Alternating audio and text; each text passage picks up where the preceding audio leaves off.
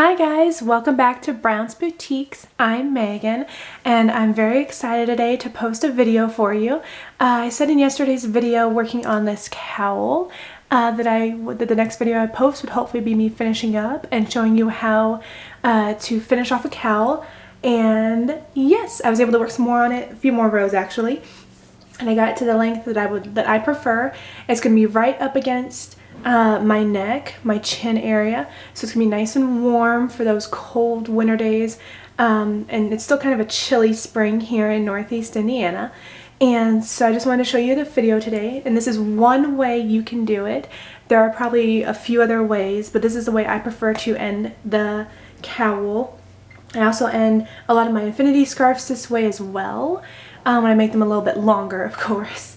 But yeah, so for today's video, I have my fabric scissors to use for when I'm all done to cut off the little bit of leftover yarn after I whip stitch this. And then I'm not sure what size crochet hook I'm going to use yet to do the whip stitch. I just have the one I was working with, which is the K hook. If you can see if it'll focus. It's a K hook. Actually worked really well for this project. It was really nice, gave a lot of slack to it. So I'm very excited. But yes, so for the cowl, what makes it different than a regular scarf?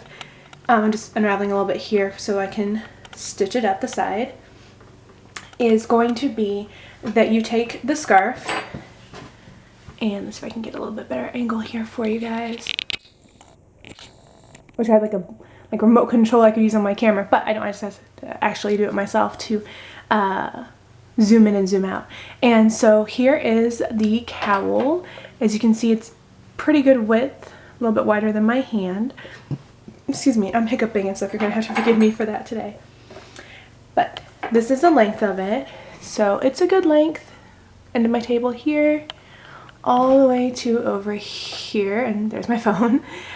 So yeah, that's the length of it. And with a cowl, what makes it a little bit different, and this is also what you do with infinity scarves as well, just so you know, is you take one end and you flip it. So you get a nice twist in the scarf. And you can always do more than one or two if you want to. Like with infinity scarves, you can do a couple, you can twist them. For cowls that I make, that I prefer, at least that I've done so far, I only do one twist. So I have it twisted, and then you take the end, right here, this is the end I was working on. See the loop here, my last stitch.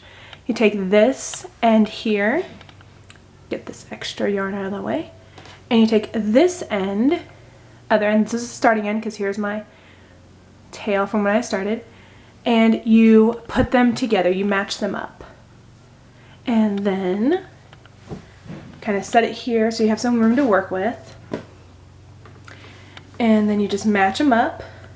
And this is when you will, and I'll show you, you will stitch along the sides here. But see, it has this nice little curve here. This is what will be on the back, or you can even put this in the front, under your neck if you want to, kind of however you prefer to wear it. But I'm going to zoom in a little bit here so you can see the ends. And see here. So you're just going to match up the stitches as best you can. Doesn't have to be perfect, it's just going to be the seam. And so then you just look for the V's like you were going into, and you just take it. I'm actually going to go a little bit smaller than the K hook here. See if I have like a, let's try this one. This is a 6.5. Oh my goodness gracious. As I drop everything on the floor. This is the hook. It's a 6.5. If it will focus.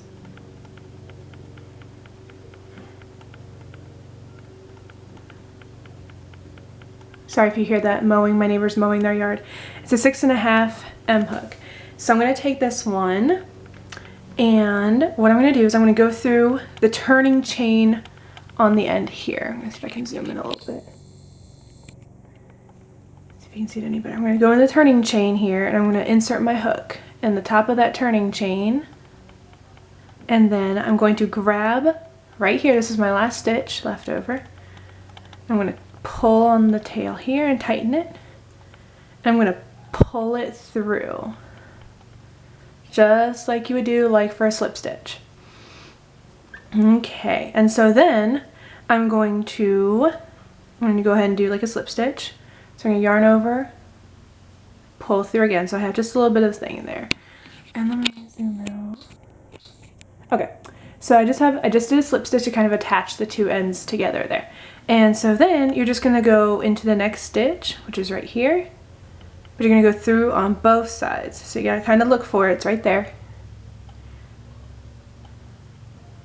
Look for it. You're going to yarn over, and you're just going to do like a single crochet. Pull it through. There we go. And then you're just going to pull through. And don't lose the stitch, because that's not going to be good. See? There we go. Okay.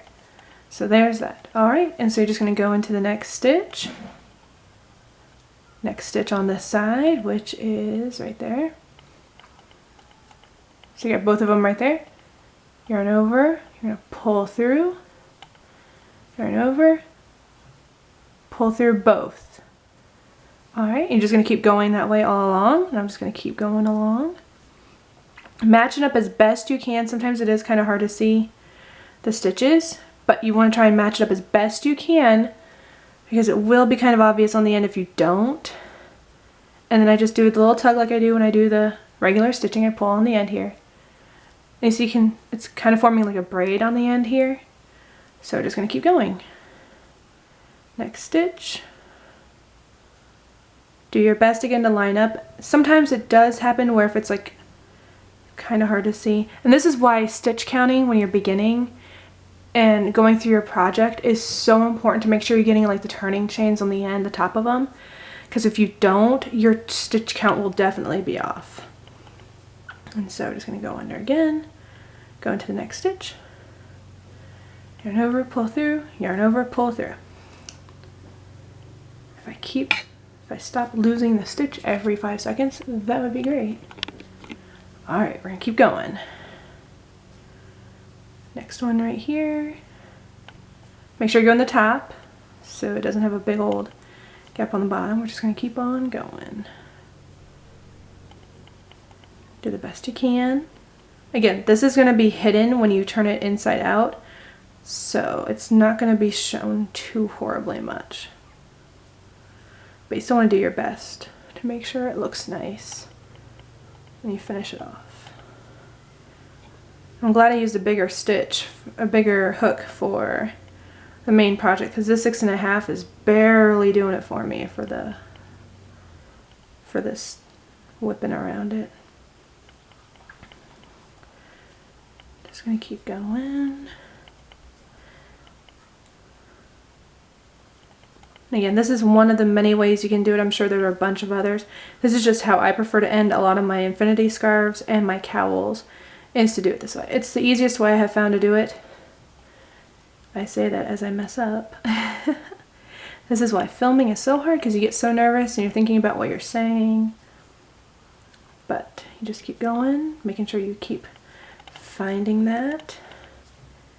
And then, oh, he stopped mowing. Yay! No, they're actually really nice people, my neighbors. I haven't really met them, but we've said hi back and forth since I moved in. And they've waved and things. So they seem like nice people. We haven't had any issues with any of our neighbors. I'm very happy about that since we moved in. I hope you guys can see what I'm doing. It's kind of hard to see where the stitches are, but if you're working the project, you can definitely tell where the stitches are. Oh, come on. There we go. This ripple one gave me some trouble, but I think it's turning out pretty well so far toward the end here. Again, just keep going.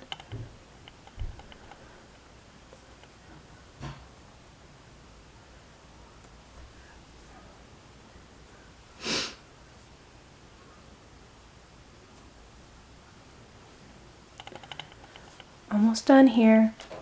I hope you guys are excited as I am to see how this turns out, because I've been super excited. And that is the tail there. Alright. So, I lost it. There it is. It's like I had it and then I lost it. And then the last one, top of the turning chain, Make sure you get in there, right there. All right, and then that is how you finish it off.